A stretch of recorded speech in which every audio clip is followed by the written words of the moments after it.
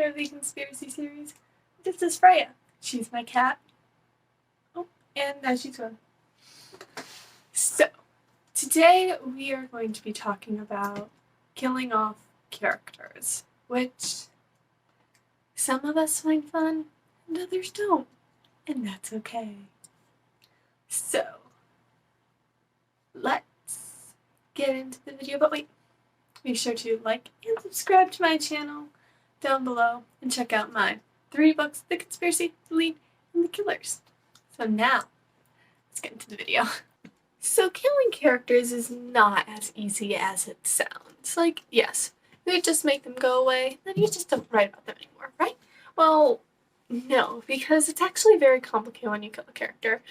I know, like, I've said, like, when in doubt, kill a character because that's, like, super easy, but not your best option all the time. Because, yes, that is a good plot point, but sometimes kind of need that character. They're kind of important. Or your readers might come after you if you kill them. And then, yeah. And, then you get into the fun of resurrecting characters and that. Because oftentimes you have to like go on a journey because you can't just make them like poof back into existence. It's the character. No, that doesn't work. Unfortunately, oftentimes you have the remaining characters have to go on a quest, or you have to have some like magic, and a lot of these are like very basic. Not fun. I can make a video on resurrecting characters if you guys really want me to. Let me know in the comments if you want to see that. But my point is, killing characters is a long, thought-out process. Like, yes, sometimes you're writing, you're so into it, and then suddenly they're just dead. And you're like, what the heck just happened? Yeah.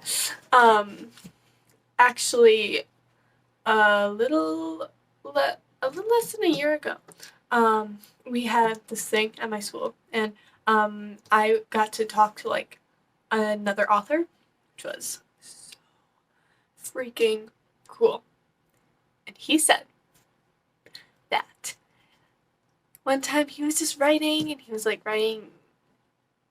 like writing, and then suddenly he burst into tears because he realized that character just died. He wasn't expecting it. They just died. It just happened, and it's an insane world of writing. Like, writing is not something to be taken lightly. You need to put a little more thought into it. Then if you have an imagination that's like a giant city that you've never been to, your phone said, so you don't have GPS, you don't know how to read a map, or you don't have a map and none of the people want to give you directions, then being a writer might be for you. But anyway, writing is this like spiraling staircase. So basically, sometimes a character just dies, and you're like, oh, whoa, that happened. But other times it's like long and thought out, and you know they're going to die. But here's the thing, if you're going to kill a character, you need to think, are you going to need them again? Because then again, if you need them again, you need to go through this whole resurrection process, or you can go into like the whole complicated fake death Loki thing. And that's just, if you do it one too many times, you totally lose your readers. So it's not good. So think, do you need them again? If you're going to need them again, you need to put very, very serious thought into if you actually need to kill them.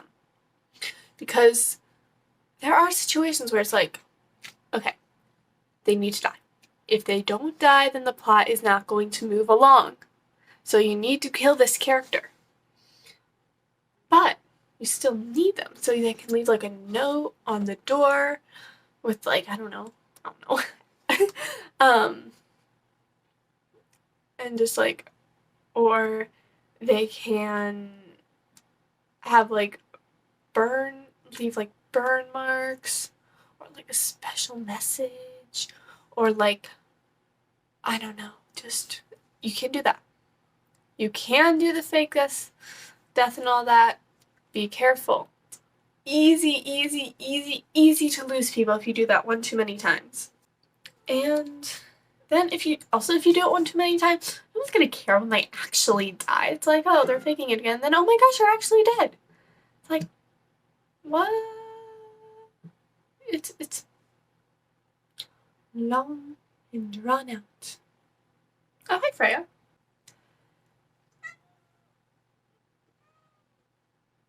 Do you wanna tell the camera all about it? Where were we? Before this face interrupted us.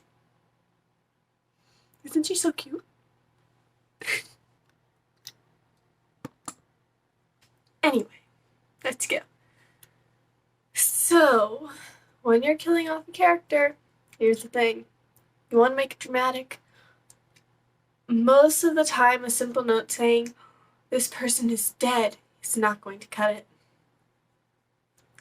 So, sometimes it's the beginning of the story, you don't know the character, then you can get away with that. But most of the time, you can't. That is when you need to make it dramatic. Knives, big battle, execution. All of these like super duper like fun things to write about. That's what you need. And sometimes even when you get them in that situation, like at the end of the conspiracy, you don't even actually need them to kill them. Like, you can save them like this. You can always save a character. Unless you can't.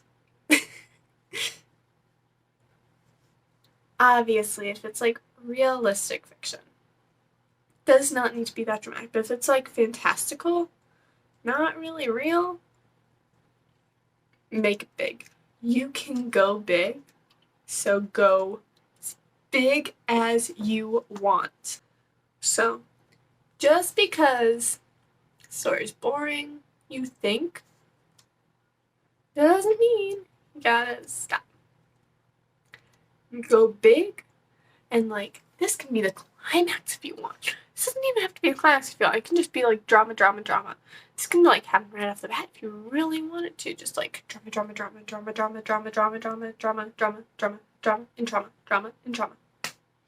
Just like a lot. Just go all out there. It's gonna be worth it. It's gonna be fun to read. Next, can kill off your main character, but I don't recommend it. I have killed off my main character once. And what I did to kill off my main character was I wrote in third person. I wrote primarily from her perspective up until her death. Then I ended the story. Hi. And then once I ended the story, I went to an epilogue, which was from another guy's perspective, who she was with when she died. And then he ran in and informed everyone of her death. And that's how the story ended. No, it's not ready for publication. Don't know if I'll ever actually publish it, but yeah. That's what I did. And it was very touching. But don't kill off your character in the middle of a story. Your main character in the middle of a story. It's not good business.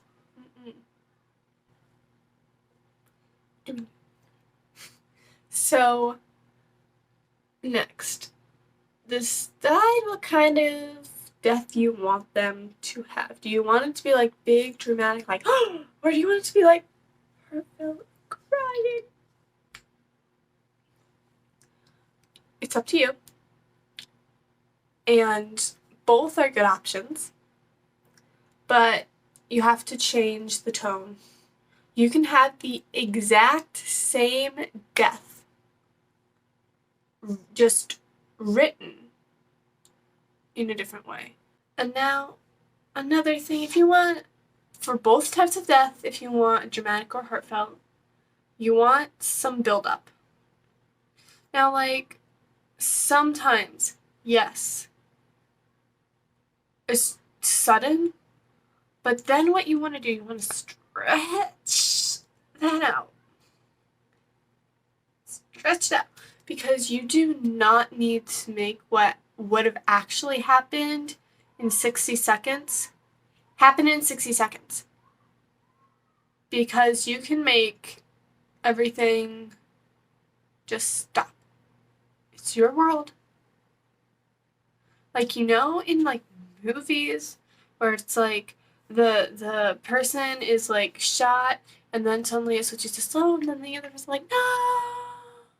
And then it's all in slow motion as they're like running over to this person and then they catch them and it's like real time. It's like real nice and long and drawn out. You can do that in your book. You can like, you don't need it to be done. Because like, again, just be creative with this. You do not need to follow normal rules because this isn't normal rules, this is your world. And your world does not apply to normal rules because you make your own rules. This is the fun part about being an author. If you don't like how stuff works in our world, you either make it even worse in your world, make it like the problem, or you make it better in your world. So that's all for me, and yeah, I hope you liked this video. Please like and subscribe if you did. Leave any comments you have for me, including questions. Make sure to buy my 3 books, Conspiracy, The Lead, and The Killer, and make sure to check out my website because that is where I update you on everything, and yeah, I will see you guys next week. Bye. Freya, you want to say bye? Freya, you want to say bye?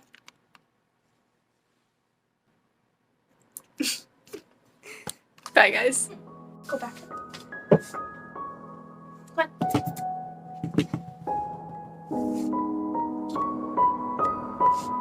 You are a distraction.